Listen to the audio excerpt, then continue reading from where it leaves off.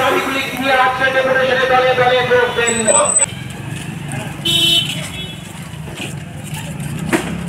করতে হবে এই দাবিতে আমাদের সংগ্রাম, এই দাবিতে আমাদের আগরতলা বন্যার জল না জমার জন্য সরকারের নির্দিষ্ট কর্মসূচি বাস্তবায়ন করতে হবে।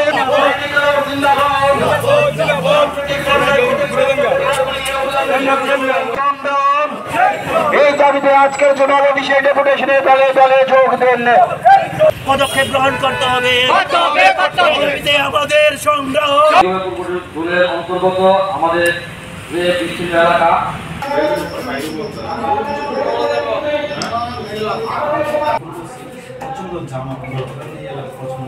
যদি আপনার মিছিল প্রথমত আমাদের দাবিটি দেখছি বিষয়টি আমরা কিছুদিন আগে সম্ভবত 8 তারিখ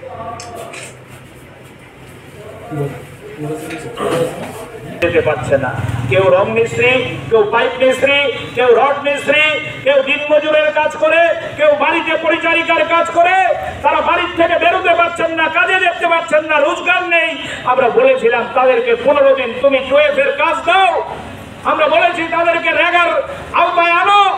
আমরা বলেছি তাদেরকে রেশনের মধ্যে বিনা পয়সায় সামগ্রী দাও 15 দিনের জন্য। হেলদোল নেই, হেলদোল নেই। রবীন্দ্র ভবনে মিটিং করছে অমৃত ভারতের মহোৎসব। কিসের অমৃত ভারত? স্বাধীনতার পর আজকে কত বছর? 75 বছর অতিক্রান্ত। ভারতবর্ষের সংবিধান আজকে আক্রান্ত সবচেয়ে বেশি। 100 জনের মধ্যে 28 জন মানুষ আছেন যারা পানীয় জল পায় না, বিশুদ্ধ পানীয় জল। ভারতবর্ষের মধ্যে 100 জনের মধ্যে 30 জন মানুষ আছেন নাম লিখতে পারে না। আজকের আলোচনার বিষয় এটা না। একটা শহরকে বন্যামুক্ত করে এখানকার মানুষকে স্বাস্থ্য দিতে পারে না, এখানকার মানুষকে কাজ দিতে পারে না, এখানকার মানুষকে পানীয় জল দিতে পারে না। তারা অমৃত ভারতের কথা বলছে। এর বিরুদ্ধে আমরা সিদ্ধান্ত করেছি সিপিআইএম মানুষের পাশে থাকবো। সাংবাদিক বন্ধুদের কাছে অনুরোধ করব আমাদের বক্তৃতা দেওয়ার জন্য। শুধু বক্তৃতা না, আমরা 31 তারিখ রাত্রেবেলা মানুষ যখন বাড়ি ঢুকতে পারছে না, মানুষ যখন জলের তলায়, আমাদের সিপিআইএম এর বন্ধুরা জীবন বাজি রেখে মানুষের পাশে দাঁড়িয়েছেন। 1 তারিখের সকালবেলা মানুষ যখন ভুটে করে ওই এলাকা থেকে সে শিবিরের মধ্যে যাচ্ছে, ত্রাণ শিবিরের মধ্যে আমাদের বন্ধুরা পাশে দাঁড়িয়েছে। গুঁড়া দুধ কিনে, বিস্কুট কিনে, কেক কিনে।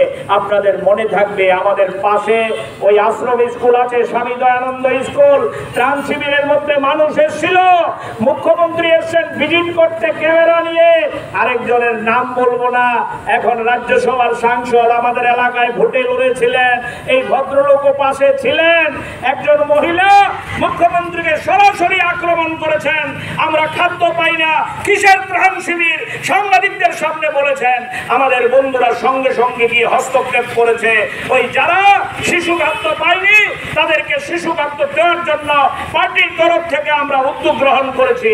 আমরা সেদিন ছুটে গেছিলাম বিটারবনে, ছুটে গেছিলাম মোল্লাপাড়ায়, ছুটে গেছিলাম রাজনগরে। সব জায়গায় আবার যাওয়া যাবে না, মন্ডল বাহিনীর উৎপাত, ভাবার কোনো কারণ নেই।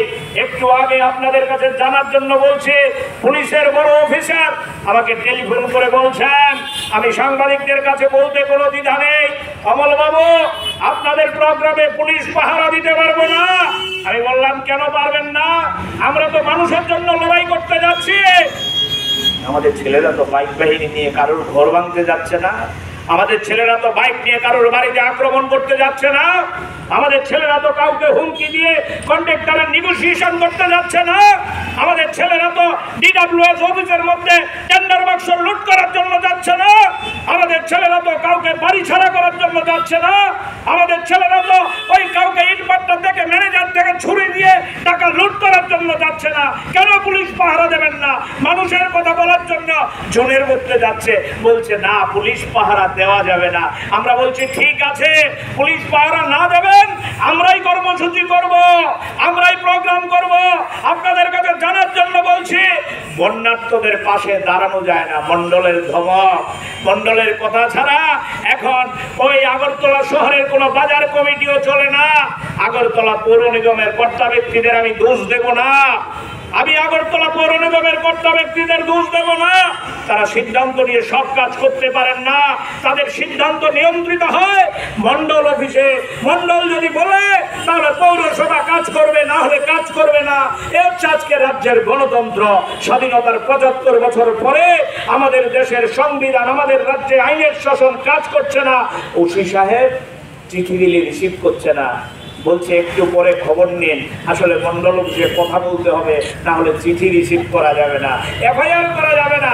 এফআইআর করতে গেলে বলছে ১ ঘন্টা, আধা ঘন্টা, ২ ঘন্টা পরে আসুন, মন্ডলের পরামর্শ লাগবে, তারপর এফআইআর।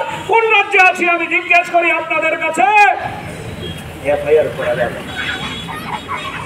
পুলিশের বড়বাবু বলছে দক্ষিণ চন্দ্রপুরে একটা ছোট বাচ্চা অ্যাক্সিডেন্ট হয়ে মারা গেছে, মানবতার খাতিরে আমরা যাব দেখা করতে।